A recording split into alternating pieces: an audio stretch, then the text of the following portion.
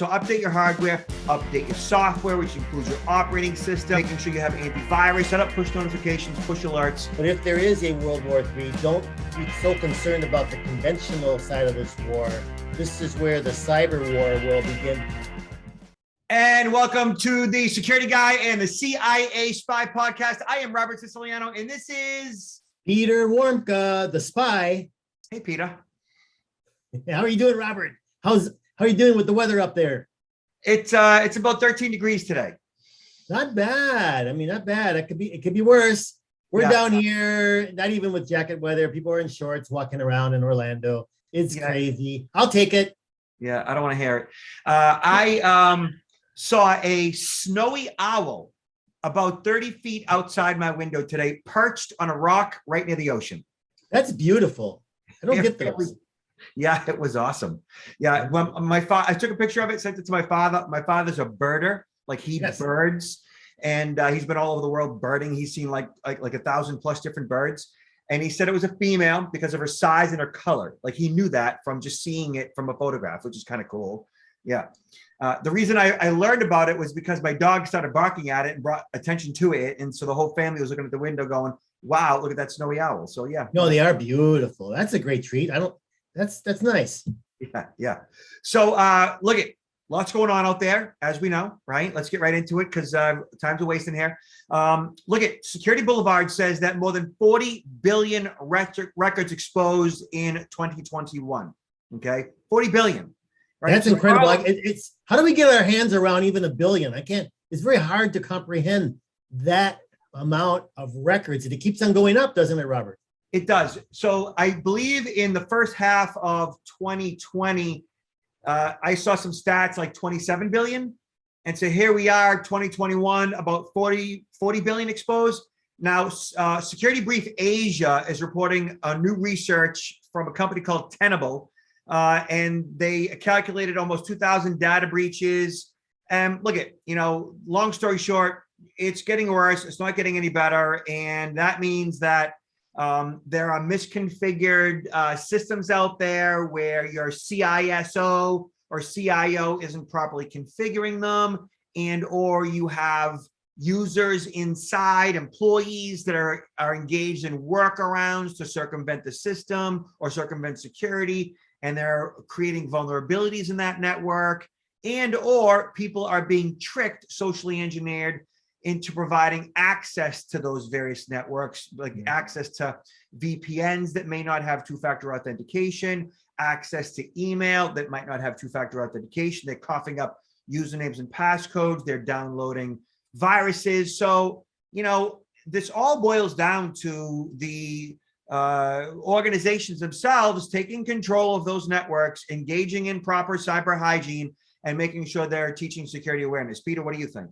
Absolutely. For those out there who say, well, it will never happen to me, I'm sure many of those said that last year. And I think it causes all of us to pause and say, listen, with 40 billion records and growing, the probability that it will happen to you is there. So there's no time like the present to really, as you mentioned, Robert, beef up your security at the organizational level, as well as for the individuals to really take ownership of safeguarding information.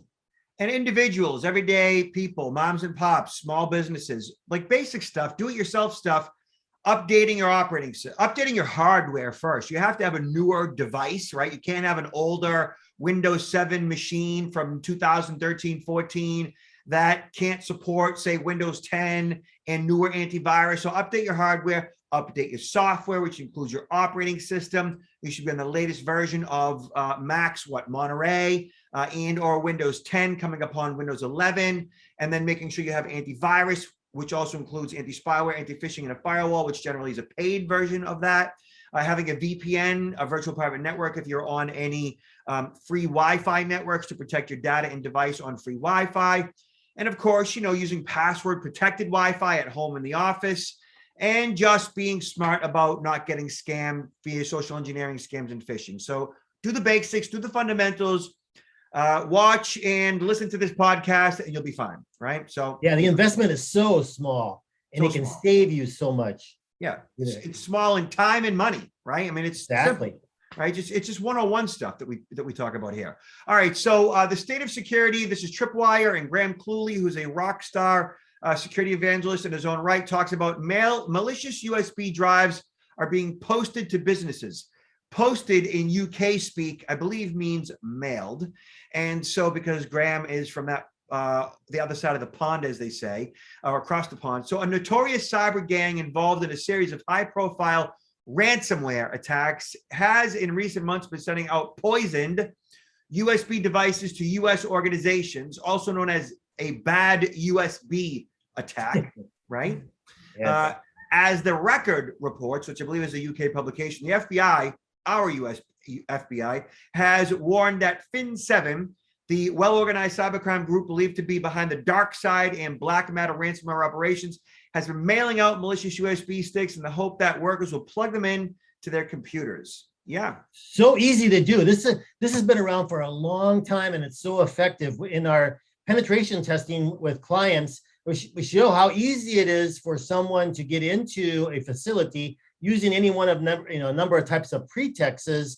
And then once they're in, once they have that unescorted access, how they can leave these different thumb drives around and maybe have them labeled like confidential payroll or something. But this is even easier, where they can just put it in the mail, and it's a numbers game. If only 10% of individuals actually, or 5%, will put the thumb drive in a device, or even 1%, that's enough. That's enough, and it works. It continuously works. It's amazing.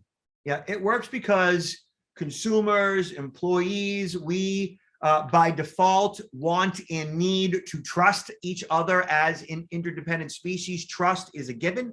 And if you receive a mailer, in this case, with a USB with a legitimate reason why you need to plug it in, then you are likely to plug it in because you have no reason to distrust the person on the other end. However, simply acknowledging that this is a problem to begin with, that bad USBs are a thing, should make people think twice. And that's what we are here for, to raise awareness in that regard. Peter, you may recall back in, I think it was 2011 or 12, it is believed that the U.S., along with Israeli intelligence, dropped malicious thumb drives in the parking lot of the Natanz nuclear facility in Iran, with software on it, malicious software, probably one of the first acts of cyber war, in order to mess with the Natanz nuclear facilities centrifuges in such a way where once plugged in, it sped them up and burnt them out, and caused havoc, deleting files within the Natanz nuclear facility. And I believe they were unable to get that system back up for quite some time. Do you recall that one? You are absolutely right. That was one of several different ploys or techniques that was utilized in that operation. And yeah, this is public knowledge, but unfortunately, not enough people were aware of it. But just look at the level. This was done in a major espionage operation against the state actor of Iran. All right. Now, if it can be done at that level, think about how easy it can be utilized against a small, medium, and even a large company that doesn't necessarily have a policy or an enforced policy about not allowing people to plug in external media devices into the system. Some companies have that policy. Some people don't allow it, but there's still so many companies out there that don't have that policy in place, that need to. Yeah, and some of those same companies, they actually glue those USB ports shut. Mm-hmm. That's one way to keep out any bad USBs. I think it boils down to recognizing risk and knowing what your vulnerabilities are and knowing this is a fraud and it's a scam. And if you see a thumb drive like in a parking lot somewhere that you can't just, or you shouldn't just pick it up and plug it in somewhere, that if anything, pick it up and properly dispose of it, knowing that it could be malicious in nature. But if you do pick it up and forget that, where you got it and put it in your pocket or briefcase or bag, and then put it in your drawer someday, and then down the road, like you need a thumb drive or something, and there it is, and you plug it in, it may be months or even a year down the road where you actually engage in that malicious thumb drive. So I would be really, really careful in that regard. And even going to conferences, like I used to go to conferences all the time, and at trade shows, like there'd be like fish bowls of thumb drives that were branded with that company's name, like just as a reminder, as a token, as a giveaway, as a freebie, with like like 15, 20 gigabytes on it or something, which is a useful tool. Even something like that, somebody could drop a malicious one in that fishbowl and you'd never know it. So you just got to be really careful. I would not buy one unless it was in a blister pack and it was like, and I picked it up at the actual, office supply store or bought it online somewhere. And even then, you need to be careful. You're absolutely right. And I like the fact that you brought up the trade shows, because that has happened there's been targeting at trade shows, and that has been a very effective targeting tool. Yeah. So yeah, you're right. Don't plug in. These things are, are you trying to save $2 by right. Yeah. Just don't even try it. Don't even try it. Great advice, Peter. All right. So right here, the Hacker News talks about how Russia arrests REvil ransomware gang responsible for high-profile cyber attacks. This is crazy to me. It's PR, Robert. This is PR. Do you think that Russia would turn on a group like this in the name of, oh, we're doing something, we're cracking down on cyber threats? No, there's a backstory to this. Not that I have that backstory, but I'm very suspicious. There is a reason why this group was taken down at the time it was taken down. There's always a backstory to everything. It might have something to do with Ukraine. Possibly. Who knows?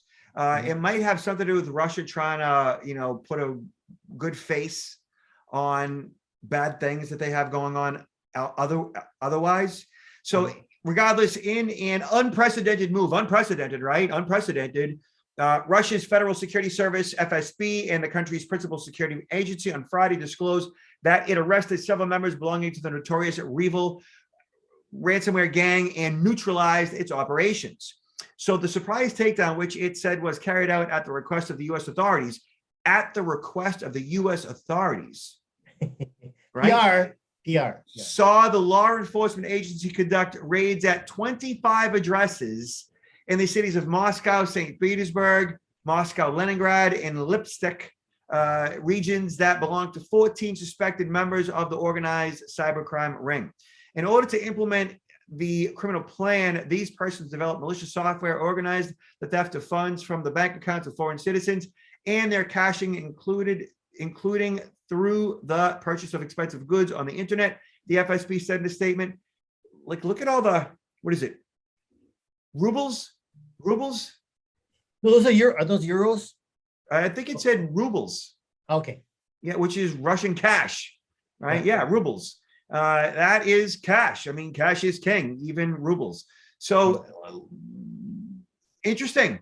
We've known for a long time that Russia has pretty much allowed groups like these to operate without any serious restrictions, other than there's certain targets that they cannot go after. They can't target Russians. They can't target inside of Russia, but being able to target outside of Russia, generally Russia has given them their blessing and even leveraged these groups in undertaking attacks that could be of interest to Russian intelligence. So I think this comes down to the point of it provides a little bit of PR where Russia can say, oh, we took down this really important group to help you, America. And there's probably some other bad blood between individuals in this group and maybe Russian intelligence, who knows? But there's definitely something behind it. And it's not, in my opinion, a show that, oh, Russia is cooperating with the United States. Not at all, in my opinion. Yeah. I would like to see how this one plays out and what the PR motive behind that ultimately is. And I'm sure eventually that'll come out. Unless, of course, we start to see one cyber gang after the other taken down. Right. And we see ongoing cooperation from Russia, then otherwise this might be a one-off. Look at the reality of it is that unchecked, if these cyber gangs go on unchecked, whether they're going after, a retailer or a bank for that matter, critical infrastructure. If US hackers were to go after banks, critical infrastructure, food stores, whatever, like, you know, in the case of the pipeline, in the case of JBS Meats and so forth, which is considered a critical infrastructure, the food supply. You know, if we were to do that, that would be serious stuff for Russia. You know, taking down water and electricity, like that's a big deal, and that cannot be tolerated across border, no matter what. You're right, but you kind of bring up a topic I'm going to just touch upon. I don't want to get off track here, but you know, in the news now, there's so much concern about the buildup of Russian troops near the border with Ukraine and what this could mean as far as World War III. But we can't think of this if there, I mean, God forbid, hopefully not, but if there is a World War III, don't be so concerned about the conventional side of this war. This is where the cyber war will begin, because I'm sure Russia, other countries as well, have looked into how to penetrate critical infrastructure, and they have those plans on the shelf waiting for the moment to do it if they decide to. And that the moment to do that will be if we were to get into a very serious confrontation. It's not going to be on the conventional, I mean, it'll go much beyond that conventional battlefield. So that's what concerns me more. What will happen as far as the attacks against the home America critical infrastructure if this does turn into a full-scale war? Yeah, let's just hope we're not having this conversation soon, you know, or at all for that matter. Okay. All right. So ABC in Boston, WCVB talks about police warn of parking meter phishing scam making the rounds in Texas and elsewhere. So yours truly was interviewed for this particular piece. So we will provide you with the link to this so you can, in the show notes, so you can check out the vid. So basically, QR codes are everywhere, as we know these days, and some scammers are exploiting the technology to fish for credit card information at parking meters. Okay. Mm-hmm. So police in Massachusetts are now warning people that in the Bay State about the scam after police in a number of Texas cities have found QR codes stuck to parking meters. These codes lead to fraudulent websites that allow scammers to steal people's credit card information. So real simple, you pull up to a parking spot and there is a parking meter, okay? And that parking meter generally these days does one of three different things. It either accepts your credit card. So if you look on the photo here, there is a card slot for the credit card. So it accepts your credit card, which is pretty cool. And I use a credit card at the parking meter all the time. It's not that big a deal. I'm not worried about fraud there. I mean, even if there is fraud, I'm paying attention to my statements, so it's no big deal. So it accepts credit cards. They often accept coins as well, because at this point, analog, being coins, is still the most ubiquitous form of payment. And as you can see, this one does too. And usually on the street side face of the parking meter itself, you'll see some type of a logo for a parking meter app, a mobile app for Android and iPhone. And that logo reflects the logo that you might already have on your device. And it also has some numbers like the meter number, along with like there's another number that corresponds with the street in which that parking meter is on. So you're supposed to pull up the app, plug in the meter number along with like the street number corresponding with the app, and plug in the amount of time that you want to pay for, which is pre-programmed with your credit card already in the app. That said, what bad guys are doing now is they're just slapping a QR code on there, maybe over that existing mobile app logo, and with a few words saying scan with your mobile for parking, to pay for parking, which gives some direction as to what to do next.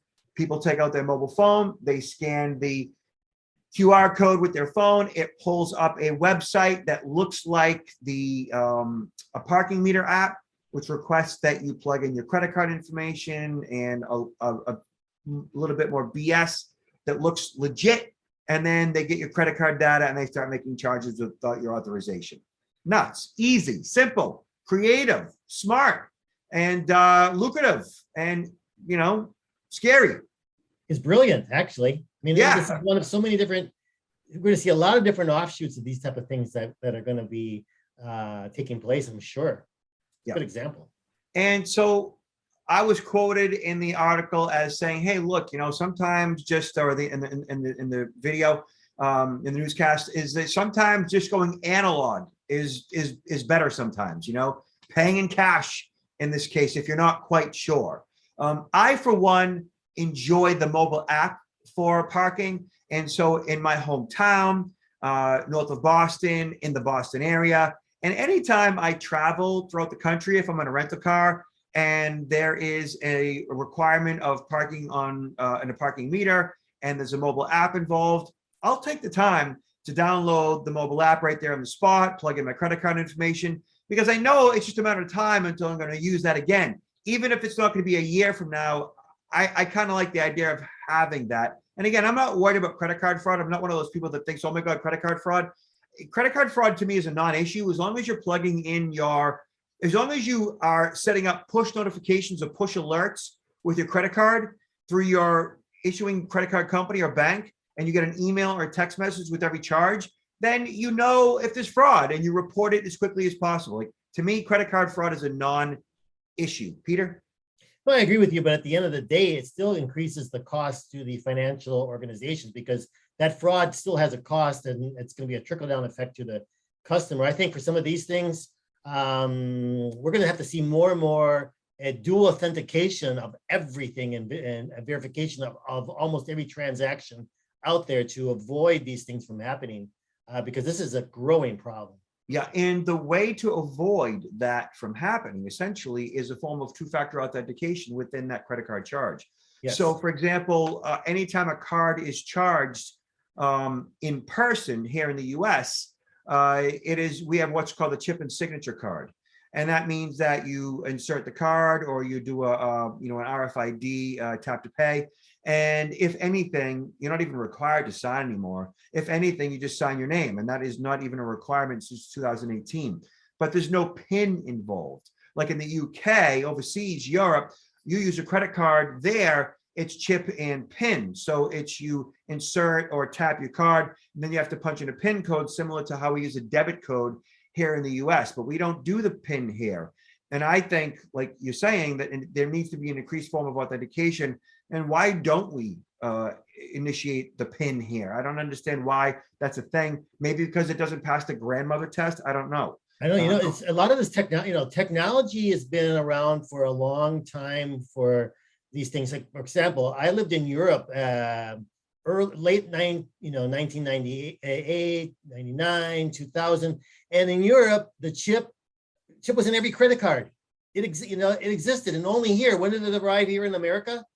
I think sometime in early 2018. I mean, look at the amount of time. So it really comes down to, I guess, cost drivers, right? When does a company want to roll out that type of technology, use of that type of technology? Because it exists. This technology exists. It's just a matter of it being implemented, because we see how it's implemented earlier in other parts of the world, but here in the United States, there's a lag, unfortunately. Yeah. Meanwhile, set up push notifications, push alerts through your credit card company or bank, so you're alerted to your charges in real time. Should there be any fraud, you can respond to it as quickly as possible. So, Peter, what do you get to promote these days? Well, I'm really excited, Robert. Really excited. We're kind of coming out of this. We're coming out. Where even the stock market kind of sucks right now. It's so volatile. At least in the security world, I'm very optimistic regarding what we can do because there's a growing need. I'm in the process of launching a platform which will blow out of the water basic phishing, simulation platforms. It will focus on spear phishing. We talked about spear phishing is when you target a specific individual based on what you know about them or can learn about them, and then target them, whether it be an email or anything else, with something that they're going to click on that link or open the attachment. What we're going to be offering here in very short order is not only being able to develop those specific types of emails against individuals, but gamification, turning this into actually competitions within an organization where employees can compete against each other. The software is very easy to use, and they can create the emails, the spear phishing emails, against their fellow coworkers. Whether it's a company or association, any type of group, right? And so what it takes it a lot further, because a lot of the basic phishing simulation platforms just throw out there, what's the color, the flavor of the week, right? What's out there in the real world, versus people really understanding how easy it is to create a spear phishing attack. And when people get involved in actually conducting that activity, and gamification is a beautiful process where people will really get into it, enjoy it. They'll much further understand it and be much more alert to these type of things that could come in real spear phishing against them. So we're in the process of rolling this out. I'm really excited. Anybody that has an interest in this in the future, please drop me a line. My email address at pgwarmka@counterintelligence-institute.com. We're going to be putting stuff on our website in short order, but that's something in the future that I'm looking forward to, rolling this type of technology out. That's very exciting, Peter. Congratulations on that. Yeah, I look forward to hearing and learning more. We are at protectnowllc.com. As you probably already know, we've fully launched our e-learning tool, and you can check that out. Also, our CSI protection certification designation program is available to small to medium businesses and, of course, large corporations, for real estate agents, accountants, attorneys, financial services professionals, all those that handle private or sensitive identifying information. So, Peter, last words?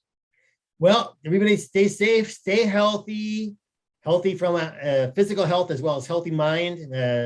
We're still going to have a challenging year ahead of us, but we have to be optimistic and help each other, because the future should be bright. We need to be optimistic. And be nice to each other. Thank you, Peter. Thank you, Robert. Take care. Take care.